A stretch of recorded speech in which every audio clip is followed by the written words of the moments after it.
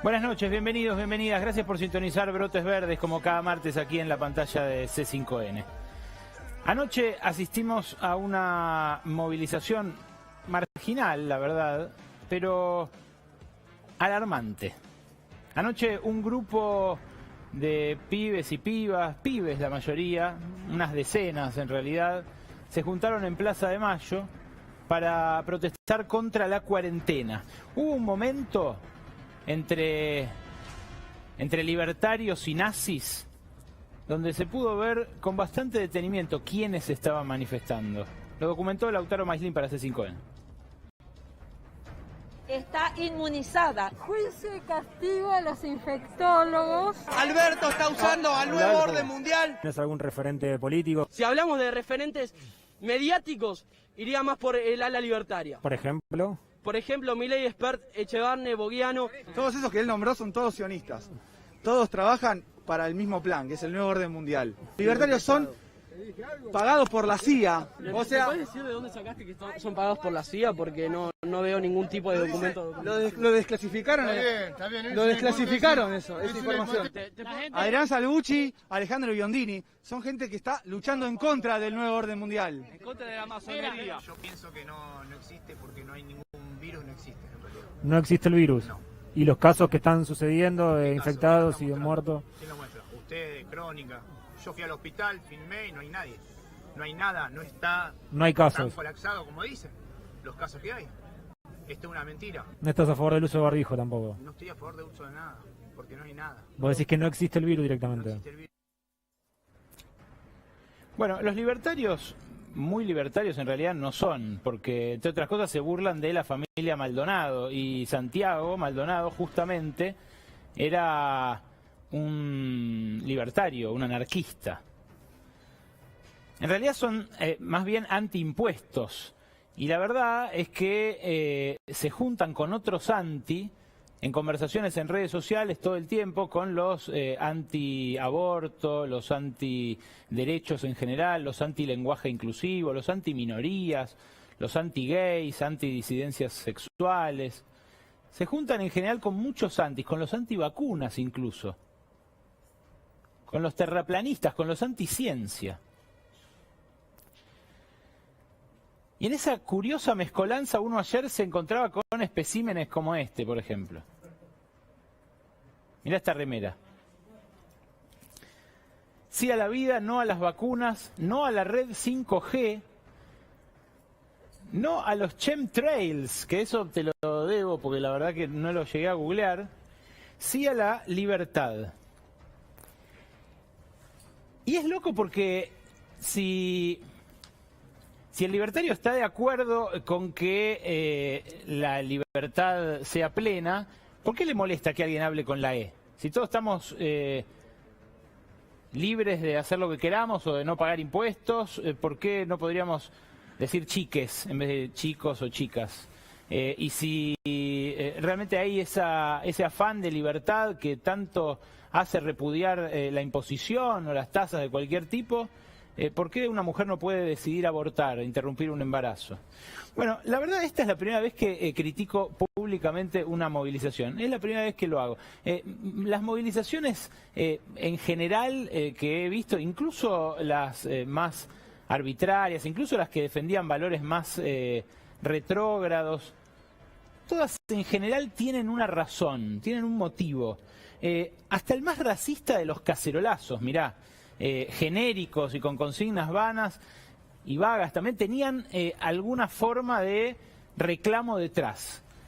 Lo de ayer era realmente muy curioso y muy diferente en ese aspecto.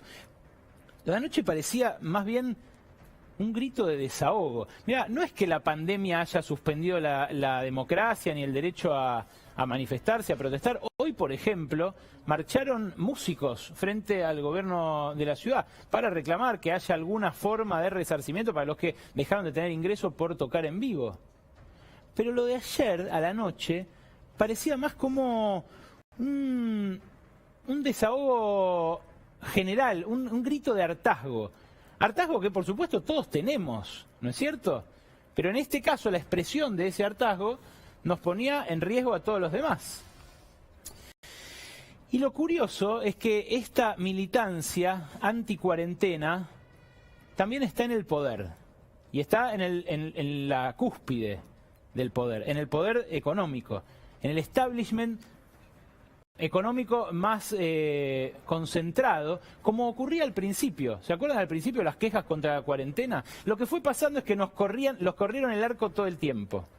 Primero el ejemplo de los anti-cuarentena era Brasil y Estados Unidos, los países que cuidaban la economía. Decían, bueno, aislemos a los viejos, veamos cómo hacemos, administremos la pandemia, pero que no nos deje sin laburo y sin ingresos a todos. Lo que se probó es que al final esos países que eligieron la economía por sobre la salud, se quedaron sin salud y sin economía. Porque a los 15 días de abierta toda la fábrica, empezaron a infectarse la gente en las fábricas, en los comercios, y dejaron de comprar cosas. Y eso también terminó así. Después el modelo pasó a ser Gran Bretaña, ¿se acuerdan? La inmunidad de rebaño. Y claro, la inmunidad de rebaño terminó con el premier infectado y en terapia intensiva, con Boris Johnson en terapia intensiva. Después vino el modelo sueco, la cuarentena flexible de Suecia, que también era mejor porque dejaba viva la economía. Lo que pasó con Suecia al final fue mucho peor que lo que pasó con Finlandia o Noruega, los países inmediatamente comparables con Suecia.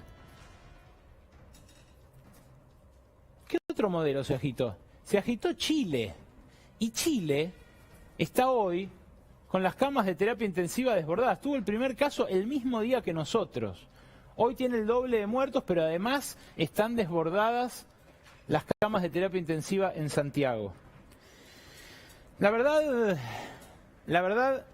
hoy la entrevisté a Susana Balbo, que es una bodeguera, emprendedora, empresaria, pero que fue también diputada de Cambiemos hasta 2018 y estuvo encargada incluso del Woman 20, un capítulo femenino del G20. La entrevisté porque quería entender qué les pasa a los anti-cuarentena. De lo que me dijo, que fue un montón, esto es lo que más me llamó la atención. ¿Cuál es el problema de la centralidad de nuestro país?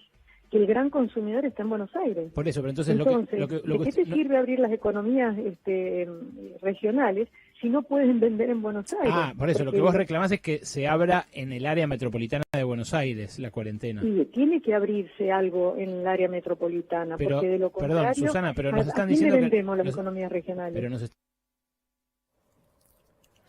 O sea que nosotros, que estamos transitando el pico de casos, que no tenemos idea de cuál puede ser el límite superior de esta curva que empezó a convertirse en exponencial, tenemos que salir a beber vino para que en las provincias donde la cuarentena ya se flexibilizó se pueda vender.